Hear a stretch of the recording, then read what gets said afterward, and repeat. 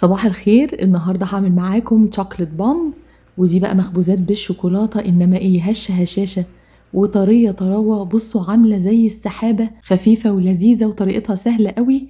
هتحسوا ان انتوا بتاكلوا قطن بالشوكولاته. لو اول مره بتشوفوني، انا مها علي. يا ريت ما تنسوش تعملوا لايك لو عجبكم الفيديو، وتشتركوا في القناه عشان ما تفوتكمش وصفاتنا اللي جايه باذن الله. نشوف مع بعض المقادير ونقول بسم الله.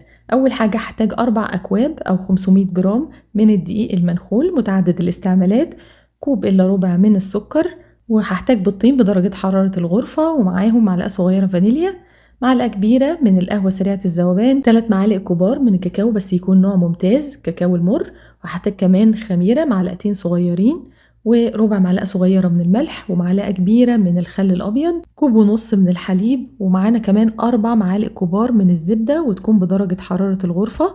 وللحشو هستخدم شوكولاتة قابلة للدهن. هنبدأ ناخد منها بالمعلقة الصغيرة كميات متساوية، يعني نحاول نثبت ايدينا على قد ما نقدر. دي احنا عايزين نجمدها في التلاجة، تحطوها في الفريزر أو في التلاجة قبل ما نبدأ في العجين. ونبدأ بقى نعمل العجين، وهو سهل جدا. أول حاجة هندفي الحليب، مش هحط كله، هسيب جزء منه هقول لكم هنعمل بيه ايه. والسكر هحط منه معلقتين كبار فقط،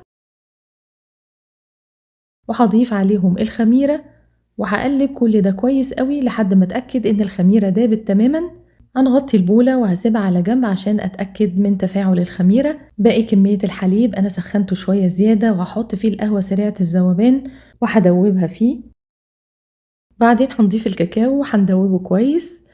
وخلي بالكم يا جماعة، في الكاكاو يا ريت نستعمل نوع كويس جدا، لان لو النوع رديء بيعمل حاجة اسمها افتر تيست او طعم مش كويس في البق بعد الاكل. وهضيف باقي كمية السكر اللي عندي وهدوبه مع الخليط ده. طب ليه عملت الخلطة دي بره الخميرة؟ لان الخميرة كائنات حساسة جدا للميديا وللتمبريتشر. يعني ايه؟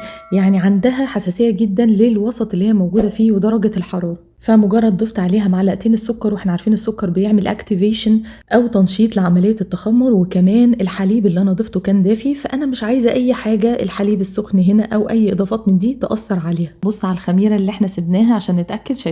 شايفين البابلز الفقاقيع اللي طلعت دي اتأكتفت وتمام.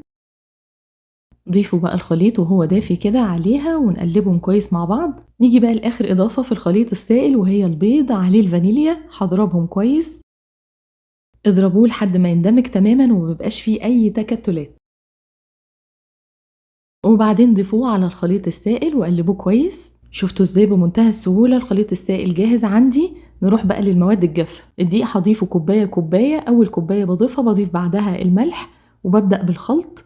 وخلي بالنا الطريقة دي ما فيهاش عجن، لا يعني منتهى السهولة هنوصل للنتيجة اللي احنا عايزينها، كأننا بنعمل كيك بالظبط. دوبت الدقيق كويس، وهضيف كمان معلقة كبيرة من الخل، يبقى الملح والخل مع أول كوباية دقيق. تمام، دابت الكوباية تماما. هبدأ بقى ان انا اضيف الكوباية التانية، وهنا بقى قلبوا براحتكم، يعني عكس اللي بقوله لكم دايما في الكيك، اول ما الدقيق بيختفي وقفوا تقليب. لا، هنا بقى خدوا راحتكم وطلعوا مهارات التقليب كلها. بعد الكوباية التانية هنلاقي الخليط القوام بقى عامل زي الكيك شوية. هزود الكوباية التالتة. ليه بنزود كوباية كوباية؟ علشان كل كوباية نقلبها نطلع الجلوتين اللي موجود في الدقيق كله، يبقى كأننا عجننا بالظبط.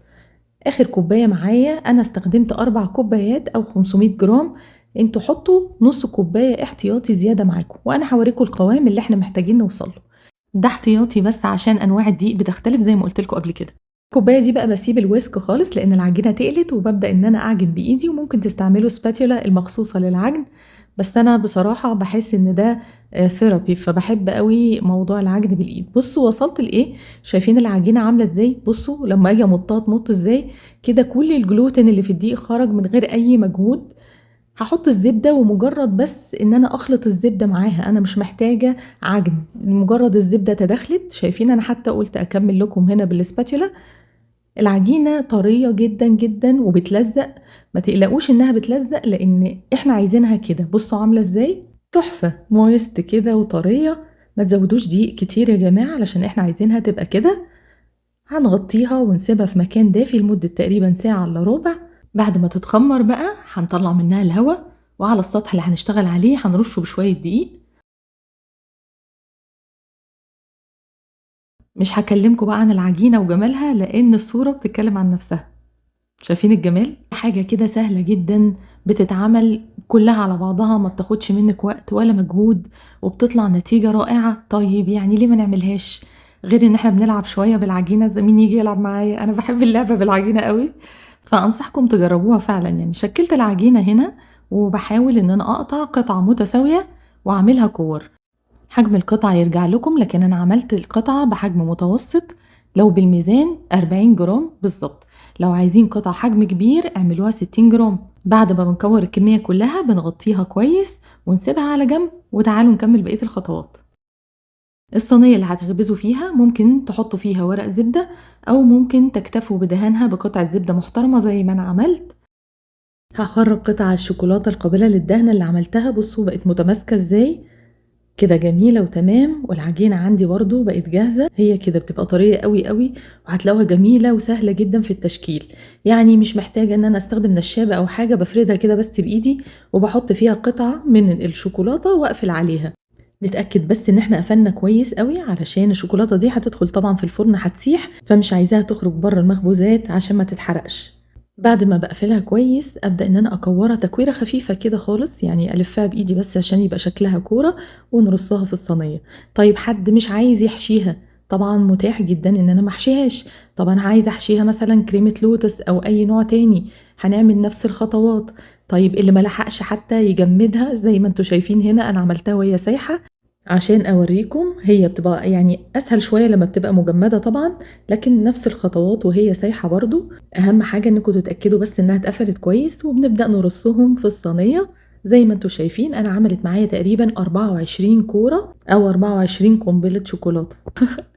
هنبدا ندهن الوش بالزبده، والدهان ده هيعمل لي كراست بره، هوريكم ازاي في اخر الفيديو. هتطلع فيه طبقه كده مقرمشه على سطح البومب. سيبناها تقريبا 15 دقيقه في الصينيه، هتخمر مره كمان، وهدخلها على فرن مسخن مسبقا على درجه حراره 170. هتاخد حوالي من 25 ل 30 دقيقة حسب الفرن عندكم. بعد 10 دقايق تقريبا هتلاقوا رائحة عظيمة انطلقت في المنطقة كلها. الناس كلها عايزة تعرف انت عاملة ايه. خدوا بالكم بقى، اول ما بخرجها برش السطح بشويه ميه، لازم نرش نعمل سبراي كده باي بخاخه عندكم بشويه ميه. وبعدين هبدا بدهن السطح زبده علشان اديلها لمعه وطراوه. بعدها غطوها ببلاستيك فيلم لمده تقريبا 10 دقائق ربع ساعه لحد ما تهدى. واستمتعوا بألذ واخف مخبوزات شوكولاته زي القطن بالظبط، من بره شوكولاته ومحشيه شوكولاته ومتشكلطه بالشوكولاته، حاجه خياليه. شايفين الكراست من بره عامل ازاي؟ اتمنى الفيديو يكون عجبكم وتكونوا استمتعتوا معايا النهارده واستفدتم. يا ريت ما تنسوش اللايك وشير لكل اصحابكم واحبابكم، واشوفكم الوصفه الجايه ان شاء الله.